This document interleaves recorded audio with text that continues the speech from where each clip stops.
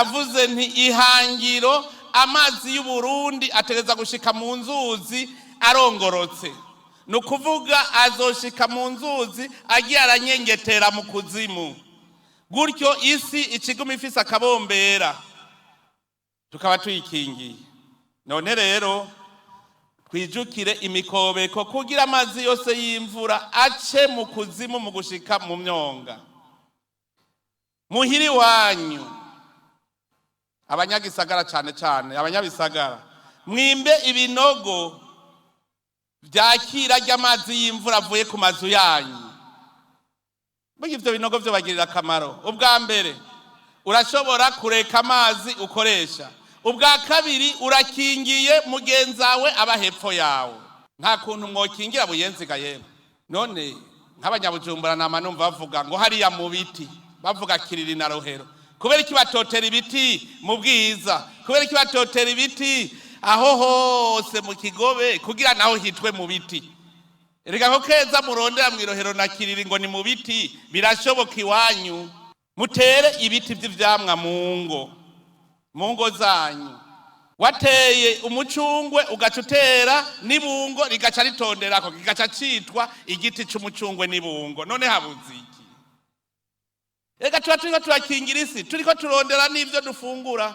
Amahera wogiye kugura ivyamwa, ayo mahera ucakoresha ikindi. Bukene ni twe tubukwega kubera ubunebwe bwacu.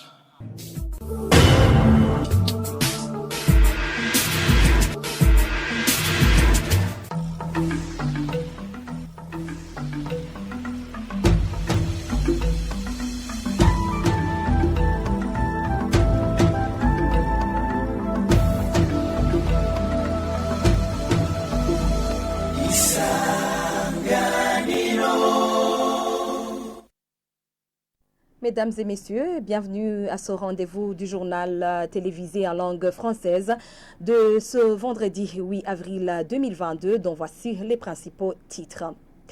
Grogne de certains habitants de la ville de Bujumbura, la capitale économique du Burundi. Ils se lamentent comme quoi leurs activités sont paralysées suite au manque de carburant. Toutefois, la municipalité de Bujumbura tranquillise car elle vient de faire des négociations de collaboration avec la société Interpétrole. Dans ce journal également, ce sont ces déplacés du site Kigoma, c'est en province Karusi, qui présentent leurs inquiétudes quant à leur retour dans les collines d'origine. Le motif de ces inquiétudes, vous allez l'entendre, vous allez le suivre plutôt dans ce journal. Et voilà l'essentiel de ce journal. Tout de suite, les détails.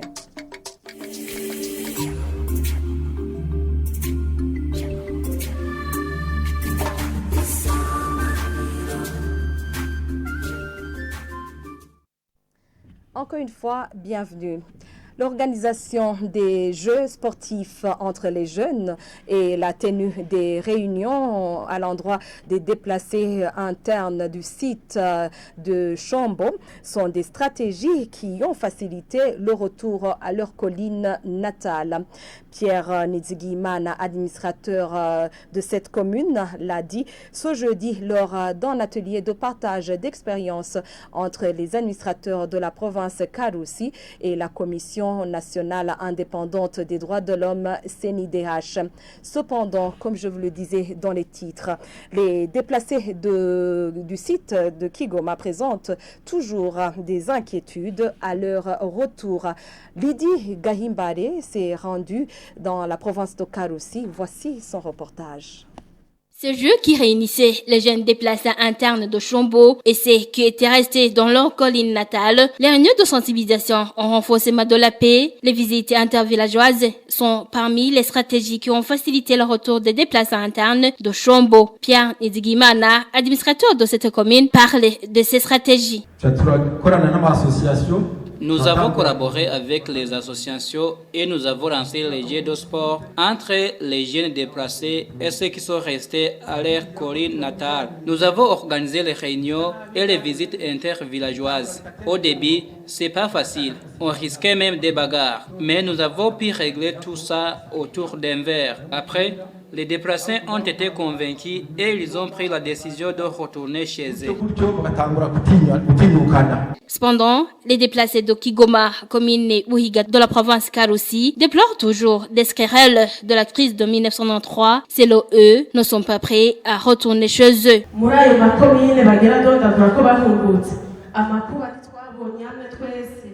Dans ces communes énumérées, que les déplacés internes ont pu retourner à leur colline natale, n'avons pas été victimes de la même façon. Ceux qui ont pu regagner leur bercail, ils sont à l'aise, ils sont tranquilles. Nos chers responsables, nous sommes des Burundais. Si quelqu'un présente toujours des querelles, il faut y aller doucement. Mais s'il ose dire qu'il est tranquille lorsqu'il est dans cet endroit, il faut le laisser.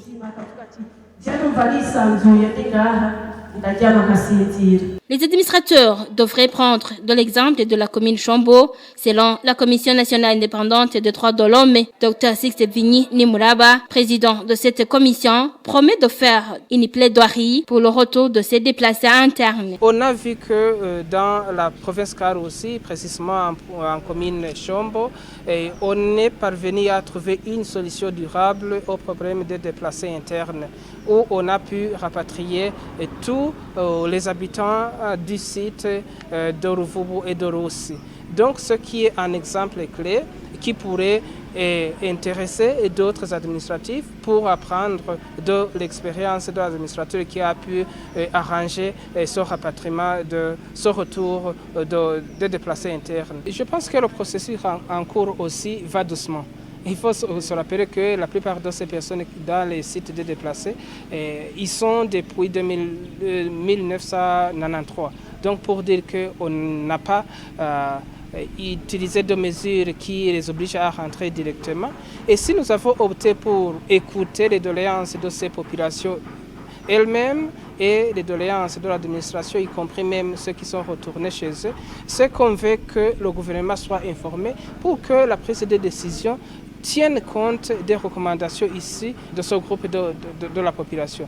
Mais de notre côté, on va continuer à faire le plaidoyer pour que les solutions durables soient trouvées. La province Karusi regorge plus de demi-ménages des sites de déplacés internes, selon Karni Barushimana, gouverneur de cette province.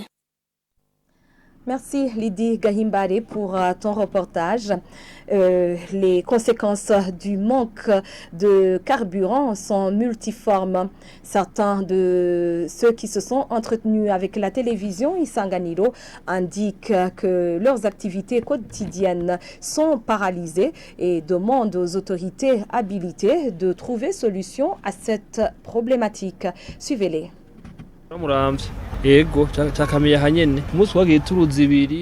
Je fais le trajet Bujumbura-Muramvya. Auparavant, je pouvais faire des tours, mais avec la pénurie du carburant, je peux faire un tour par semaine. À Muramvya, ça fait bien longtemps qu'il n'y a pas de carburant. Les conséquences sont nombreuses. Tout d'abord, nous sommes presque désœuvrés. Ensuite, les propriétaires des voitures nous obligent de payer régulièrement les versements. Donc, on doit s'arranger pour trouver le carburant. Vraiment rien ne va. Moi, je suis conducteur de bajaj. Depuis lundi, je suis à la recherche du carburant, mais je n'en trouve pas. Nous sommes guettés par la famine. Nous faisons la queue avec les autres, mais ceux qui apportent des réservoirs ou des bidons comme moi, nous ne sommes pas servis. Nous recevons parfois des coups de fouet. La dernière fois que nous avons reçu le carburant, c'était mardi. Hier soir, j'étais à la 11e avenue de Chibitoke jusqu'à minuit, mais je n'ai pas été servi. Les conséquences sont vraiment fâcheuses. Il y a la famine au sein des familles, ainsi que tout ce qui va avec. Pour nous, les conducteurs de motos et bajages, la situation devient intenable. Dans nos zones, il n'y a même pas de station. Ça ne va pas. Depuis 2 heures du matin, je suis à la recherche du carburant, mais je n'en trouve pas. Ça serait mieux si certaines stations-service étaient réservées pour les motos et bajaj. Nos clients se lamentent. Certains rentrent même à pied. Pas mal de bus ne fonctionnent pas. La plupart font des queues en attendant le carburant. La situation nous incommode à l'égard de nos connaissances. Ils pensent que nous refusons de leur transporter alors que les policiers nous infligent des sanctions en cas de surcharge.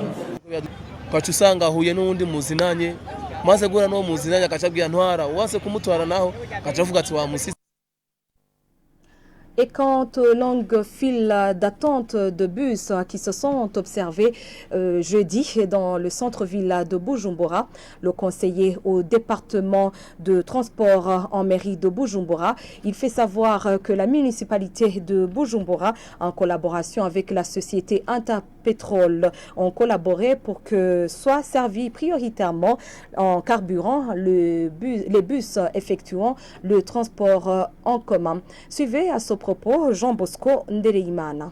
Ça, c'est la collaboration, la bonne collaboration entre la mairie de Bujumbura avec l'Interpétrol. L'Interpétrol nous a donné le carburant à temps pour que Yas et les pasteurs puissent s'approvisionner en carburant. Et voilà le résultat. Vous voyez vous-même, il n'y a pas beaucoup de longues files d'attente pour le bus aujourd'hui. Nous espérons que ça va continuer comme ça, même dans les jours à venir. Oui, ça ne va plus se reproduire parce que l'Interpétrol a accepté d'approvisionner les stations données à la mairie pour que ces bus puissent s'approvisionner en carburant. Ce journal continue sur la RTI. Adoption ce vendredi par l'Assemblée nationale d'un projet de loi portant ratification d'un accord de financement de 150 millions de dollars américains par la Banque mondiale au Burundi, en financement en faveur de 145 000 ménages, les plus pauvres dans tout le pays, en continuité et en extension du projet Merankabandi exécuté dans 4 provinces sur 5 ans écoulés. Les détails avec Armel Motori. Cet accord de financement de l'Association internationale de développement IDA, adopté par l'Assemblée nationale ce vendredi, concernera 145 000 ménages bénéficiaires avec environ 1 million de personnes à travers tout le pays pour un budget de 150 millions de dollars américains. Le premier vice-président de l'Assemblée nationale a voulu savoir le montant qui arrivera effectivement dans les poches des bénéficiaires, vu que certains financements n'arrivent pas exactement à leur destinataire. Ce serait important que vous nous disiez en termes de pourcentage la répartition de ces 150 millions de dollars pour voir si la population va réellement être touchée par cette aide. Je le dis parce que nous avons déjà relevé des projets qui allouent la majorité de leur budget dans les formations, les salaires des employés, alors que les bénéficiaires reçoivent des miettes.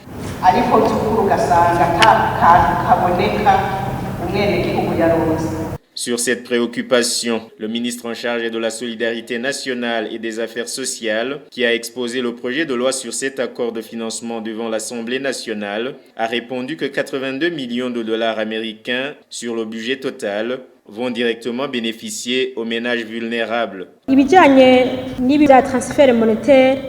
Pour ce qui est des montants d'argent que vont bénéficier la population par des transferts monétaires, l'appui aux personnes victimes des conséquences liées à la COVID-19, cela s'évalue à 82 millions de dollars. Pour ce qui est des activités productives et l'accès à l'emploi, le budget est de 27 millions de dollars.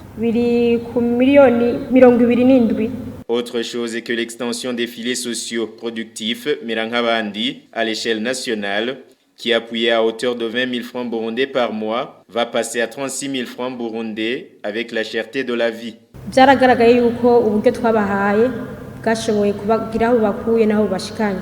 L'expérience a montré que cette aide leur a été très bénéfique. Pour le moment, l'aide a été augmentée par rapport à 2017, il y a 5 ans de cela. Avec la cherté de la vie, chaque ménage va désormais recevoir 36 000 francs burundais par mois au lieu des 20 000 donnés précédemment.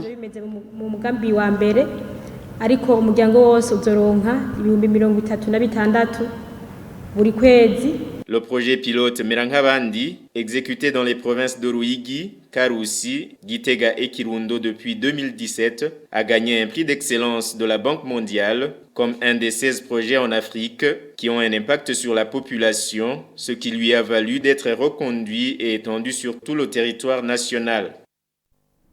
Merci Armel Moutore. Et avant de boucler ce journal, manier les muscles du corps humain demande un certain professionnalisme. C'est du moins l'explication de l'administrateur de la commune Mukaza lors d'une réunion avec les propriétaires des maisons de massage et de sauna. Ces derniers n'ont pas manqué à exprimer leurs inquiétudes par rapport à la difficulté dans l'obtention des certificats de travail dû au manque d'écoles expérimentées dans ce genre de métier. Renova Sindaihebura leur a invité à s'entraider dans l'attente d'une solution durable. Nicole Ninahazgue nous fait le point. Lors de cette réunion avec les responsables des saunas et salles de massage en commune de Mukaza, certains défis comme le manque d'hygiène et de professionnalisme ont été relevés par l'administrateur communal de Mukaza. Selon Renova Sindaihebura, le massage peut guérir ou détruire le corps humain dépendamment de la manière dont il a été pratiqué. Nous avons remarqué certaines choses dont on voudrait vous faire part pour améliorer vos services. Il faut que vos espaces de travail soient bien entretenus. Ce genre de métier exige un professionnalisme. Actuellement, il n'y a aucune école de formation pour les masseurs. Même si je ne suis pas médecin, la manipulation des muscles n'est pas une affaire de tous. La crainte de ne pas pouvoir obtenir un certificat dans ce domaine est l'une des inquiétudes qui est souvent revenue durant ces échanges. Et pour certains responsables de ces salles de massage et sauna, le travail en consortium pourrait être une solution efficace à ce problème. Si une personne nous dit qu'il a des neuropathiques, on fait recours à un expert pour l'aider.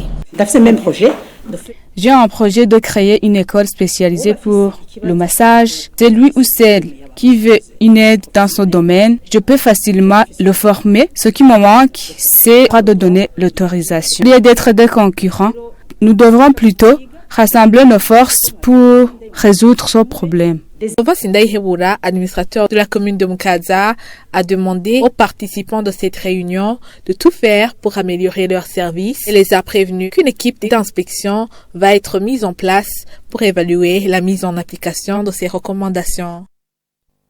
Et voilà, point final à ce journal. Merci à toutes et à tous de l'avoir suivi. Merci à toutes les équipes de la rédaction et de la technique qui m'ont aidé à réaliser ce journal pour vous. Très bonne suite des programmes sur la RTI et très bon début de week-end. Au revoir.